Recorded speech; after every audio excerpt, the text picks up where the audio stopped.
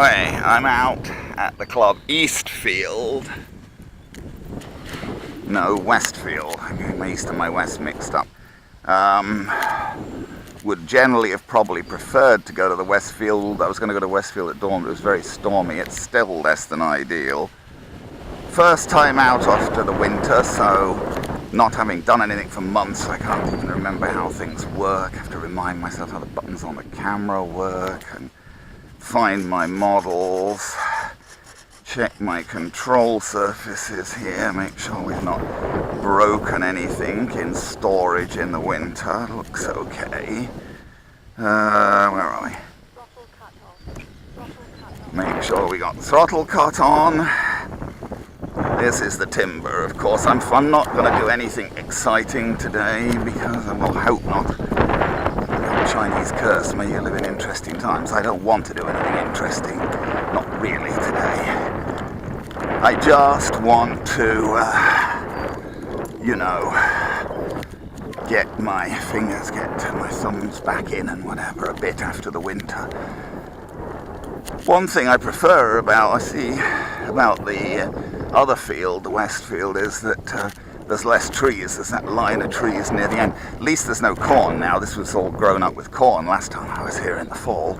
So you put anything down and it was a devil to find it. Now, not so bad.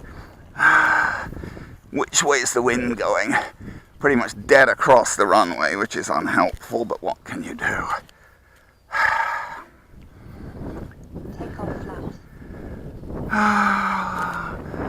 Let's have a little bit of flap and see what we can do.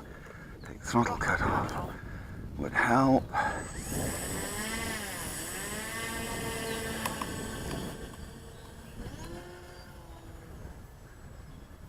Doesn't take a lot of room to take off the Timber, but it is windy.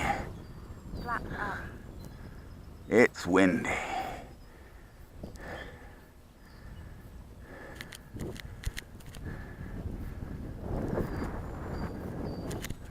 Move back to a flying station here. It's windy. So the wind's blowing the plane towards me effectively. The wind's across from the far side of the runway.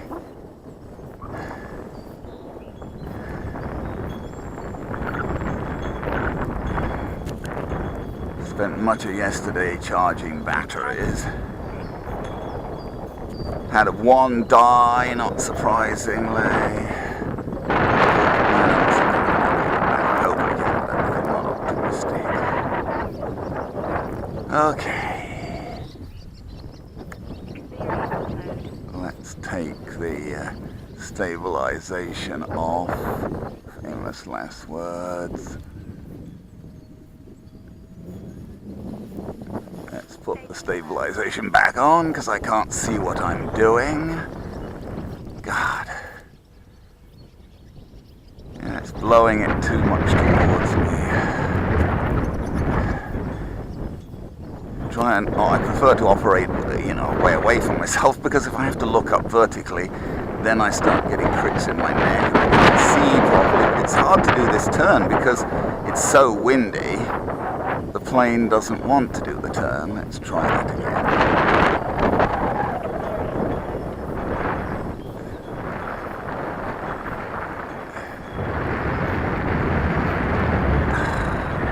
again. It's windy. It really is very windy.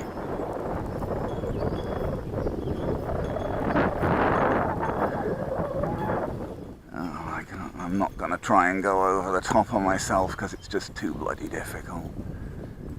Go round the back, but you get it silhouetted and it's also hard to see. I'm going over the top of myself again, and I hate going over the top of myself because it's, I can't look properly then.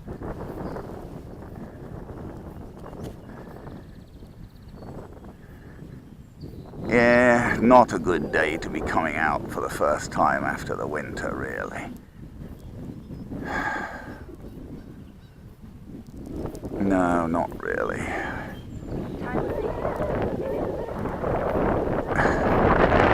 Yeah, up rather than dying down.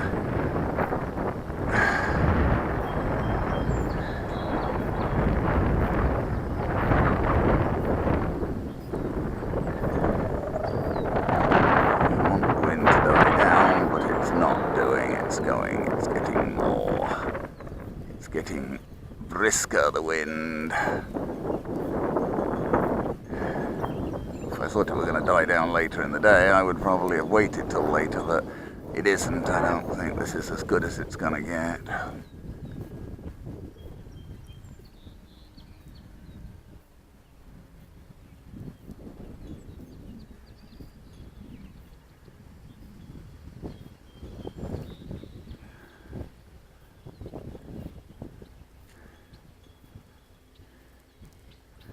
Well, you know, I really want to come out on a day when the weather's better, when it's calmer and whatever. I can take my time a little bit more and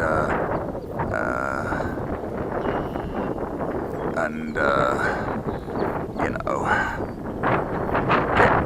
ease myself back into things. This is not ideal. This is not, you know, it's, with fighting, I'm fighting the wind, so I'm not really concentrating on anything. There we go, we'll do a little loop. That's not the problem. The problem is just generally fighting the bloody wind, and especially this kind of turn into the wind is awkward, you know, because the wind tries to get under the wing and whatever. I'm going to put the stabilization back on. I think I'm ready. Yeah.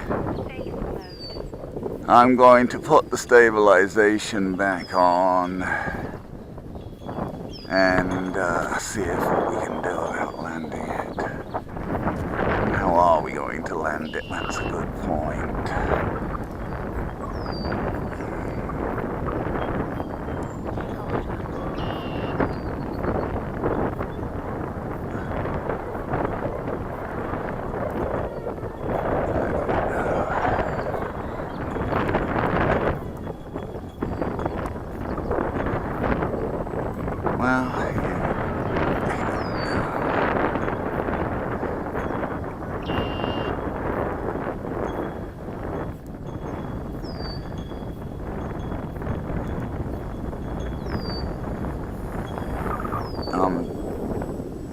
I don't know.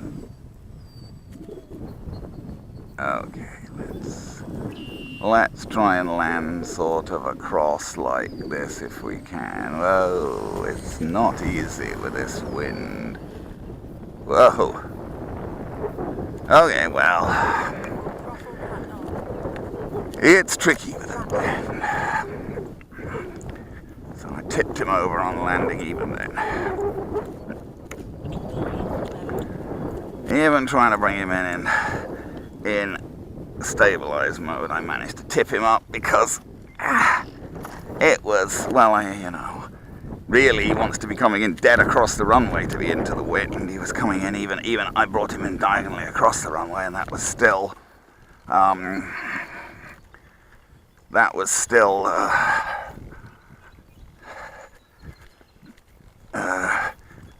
diagonally to the wind. He started the wind noticeably under one wing. Oh well.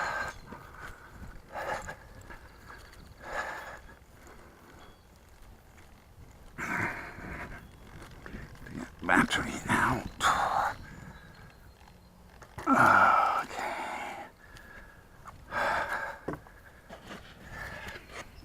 So let's just have a look and see if we can if I can figure out which way around this blithering thing goes.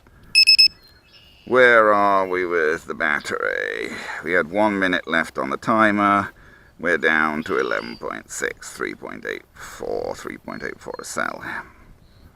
Yeah, well, it's a teeny bit uneven, but anyway, that's about what I like to do. Is have about 3.8 a cell left. So I'm not going to do a lot today because the conditions are far from ideal.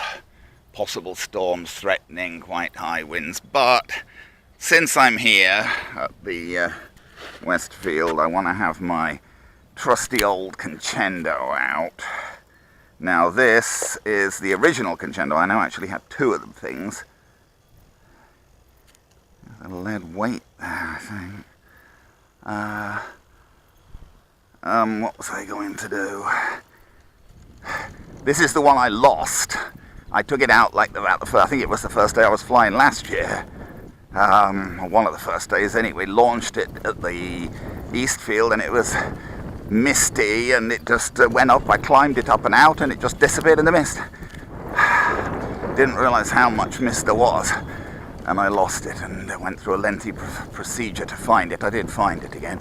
Took video with the apprentice and saw a white blob and walked out and it was there. It was stuck in a hedge. But anyway, this is it. It spent several days stuck in a hedge last year.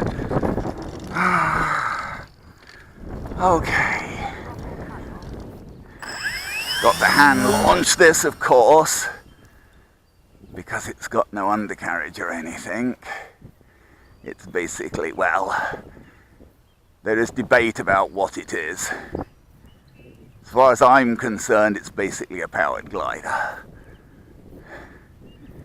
If other people prefer to fly it as a hotliner, and they do have a version now which is more a hotliner. They have what we can, I forget what they call it. They brought it, they abolished it. They took it off, and then they brought a new version out called the Conscendo something or other, which is basically the same thing, but with a bit of extra stiffening thrown in and a 3-cell ESC and motor. Now with that, it definitely would be more a hotliner. This is the original 2-cell version. And whilst you can do some basic aerobatics with it, I consider it more to be a powered glider. And I like a powered glider. It's a nice little powered glider. You can toss it into the trunk of your car. Don't need to take anything apart. Would fit in virtually any car. And you know, you can just toss it up in the air like this. And glide it around. Famous last words. Lost a bit of height there for some reason. You've got to come back round here. The wind's in a very funny direction today. Very funny. Even this, I'm having trouble controlling it, to be honest. It's certainly not, it's not responding to the rudder very much because there's just so much wind. Keeping its altitude pretty well, though. I haven't put the motor back on again since I launched it. This is all gliding.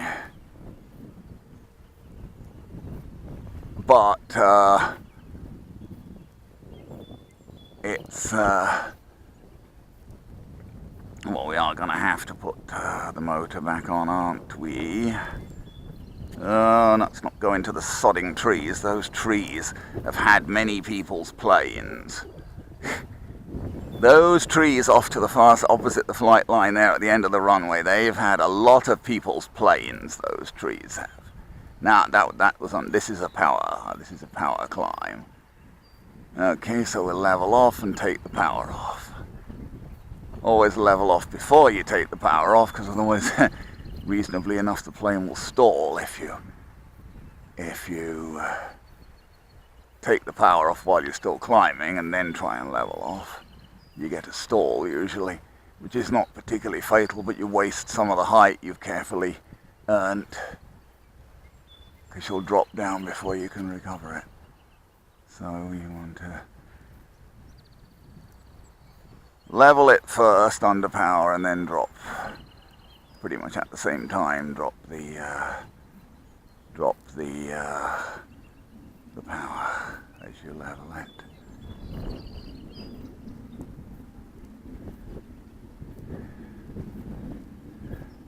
You definitely got to push the ailerons now, because he needs a good bit of aileron as well as the rudder to bring him round.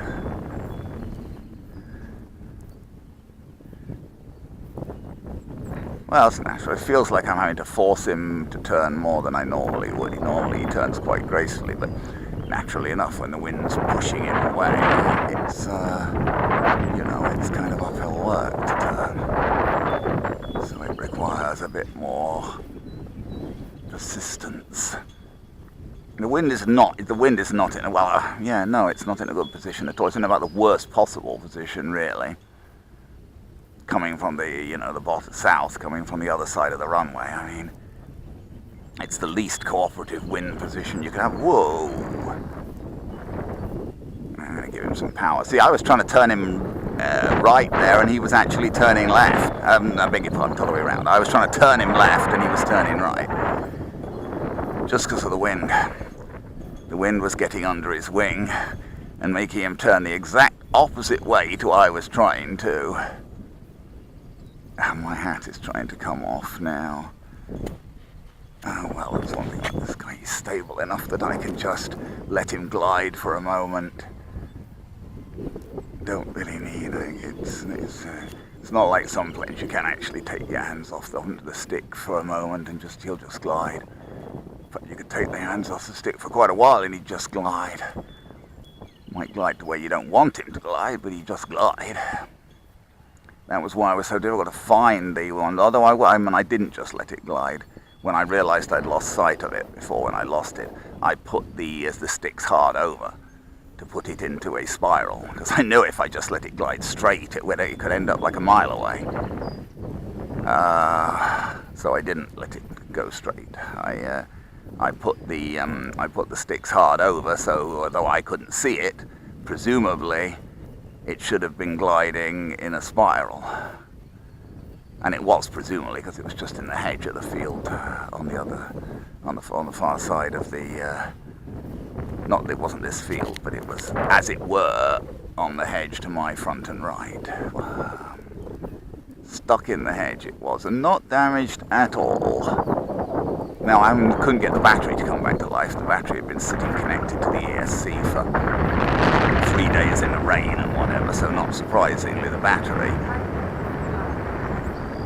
That means I've used 1 minute of motor time, basically, because I had 6 minutes of motor time set.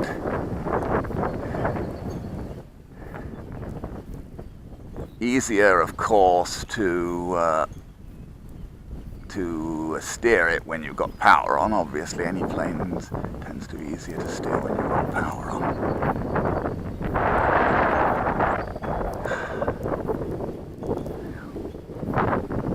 I don't believe I'm going to do anything else today, really. That's one thing, it's not uncomfortable, I'll say that. It's warm and humid. I don't know what temperature is exactly.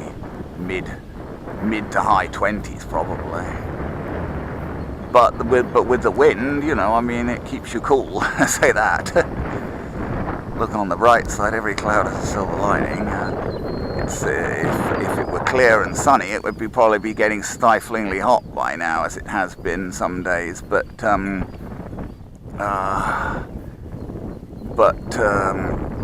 because there's all this wind, it keeps you quite cool.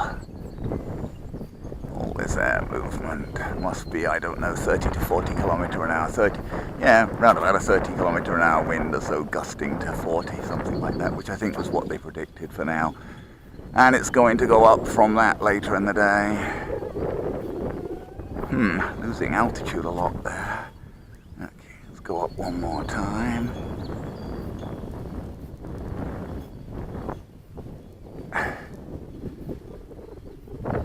The sun is trying to come out through the clouds there. That's the sun. We're flying right in front of the sun there. You can see it through the cloud.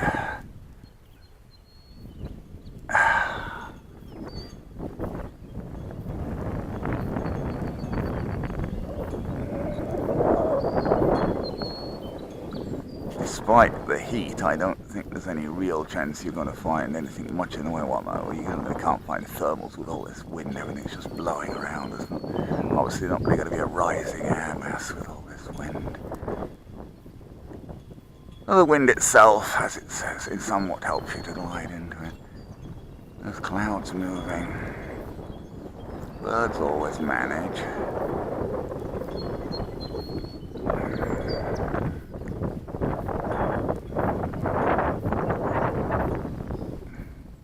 It isn't easy to do a tight turn with that wind. And I don't want to be turning too tight anyway, but... ah well.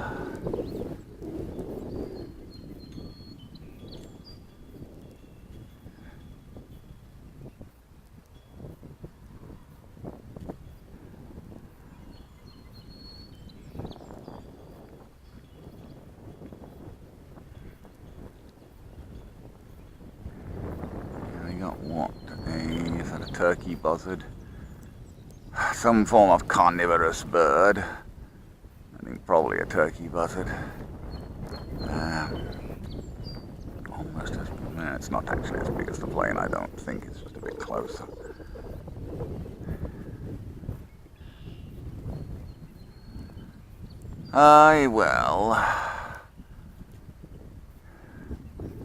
Well, at least I got something in the air and vaguely refreshed the memory of my thumbs as to how to do things.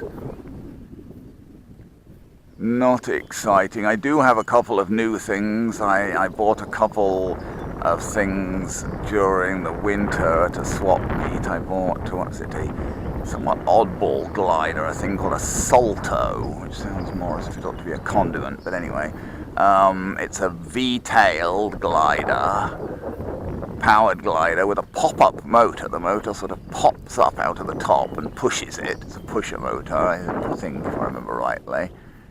And it pops off out of a little hatch, sort of in the middle of the fuselage, and powers the thing. And then when you turn it off, you can pop it back down again, so it gets out the way. I've got it set up on the transmitter, but I haven't tried to fly it yet because I bought it in the middle of the winter and this is my first time out. It's a bit bigger than this. Has almost a 6-foot wingspan. It's going to make it a little tricky to fit in the car. And the other thing I bought in the winter was, what is it, a Hobson Spyhawk or something? It's a little sort of... again, a pusher plane, smaller, much smaller than the Salto though, and this one doesn't pop up and down or whatever, but a sort of pusher, almost powered gliderish looking plane, designed very much as an FPV plane with a built-in FPV camera, and it has its own controller that has a screen on it, an FPV screen, a monitor. Now, this is not something that I would ever have bought new.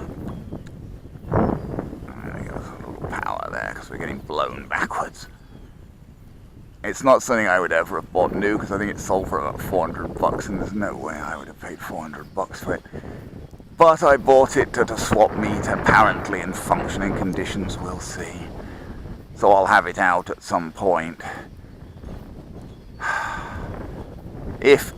I'll try and just fly it normally, just line of sight first or whatever. I can't imagine actually wanting to fly it using the monitor, quite frankly. FPV using the monitor on the controller, I don't know. Trying to fly FPV looking at a little monitor on your controller doesn't seem to be a very practical idea, if not for me anyway. I may try and see if I can, I should be able to pick up its FPV signal on my FPV goggles.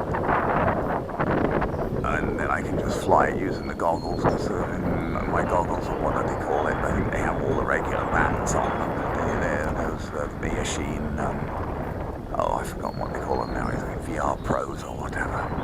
If I remember rightly, they have pretty much, they might not have the very modern race band on them, but there and again, this Hobson thing isn't going to be using that. And they have everything else on them. So they should be able to pick up. Hopefully, I haven't tried that. But they should be able to one more time. And then that's it. Then I'm going to bring him into land. My goggles should be hopefully be able to pick up the FP, the 5.8 gig. Assuming it is a standard 5.8 gig FP.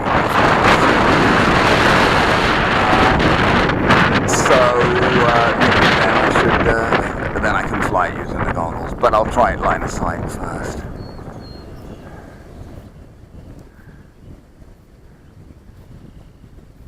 And I also ordered another cheap little trainer thing from, god damn it, see, I'm not coming towards myself here. The plane's going backwards.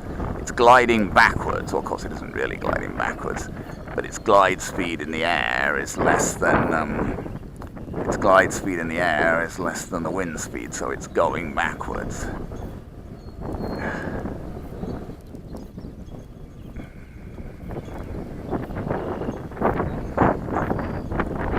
Yeah, so I had that Voluntrix, a big Voluntrix 1600 glider that I was mucking around trying to set up as FPV with, I was trying to use that dial screen display. I've never managed to get the GPS on that to bind. Never finds any satellites. So I've never managed to get the GPS features working. The other stuff worked, the on-screen display. But really the most useful thing would be the GPS if it worked, but I haven't been able to get it working anyway. I'll return to the assault on that at some point. I've got two different GPSs for the dial OS, the dial on-screen display, and then I've got a different on-screen display, also a tarot one. But just experimenting with the on-screen displays, just a code. I can get a satellite bind with any of them, so I've got basically 3 GPSs, and none of the living things would give me a satellite bind. None of the 3 of them would give me a satellite bind. I'm actually trying to come land now. I'm just trying to put him down on the runway. There he goes.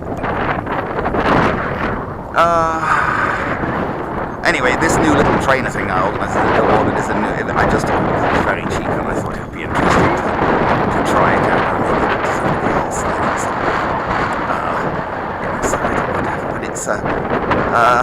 It was very reasonable. It was about $60 Canadian. It's a Voluntrix one, similar to the that little, what is it, the Dromeda Voyager and the WL Toys F949. I'm a big fan of the 949.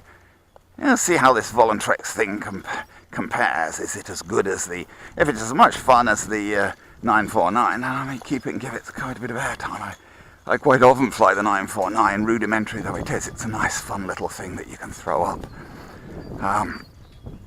Now one difference with this Voluntrix thing, the F949 doesn't have any stabilization and doesn't need it. It's a simple little 3-channel plane that flies very straightforwardly. The Voluntrix thing, on the other hand, has 3-axis and 6-axis stabilization.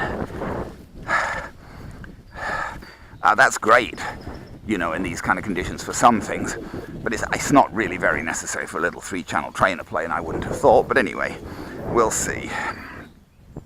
Anyway, so there you go, the original Conscendo, and it is indeed my original Conscendo, the very first one I had that I lost. When I lost this one, I'd already found and bought another one before I found this one in the hedgerow. You can see the glue's all brown there. That's from spending days in the hedgerow, but that's about the only bad effect we had.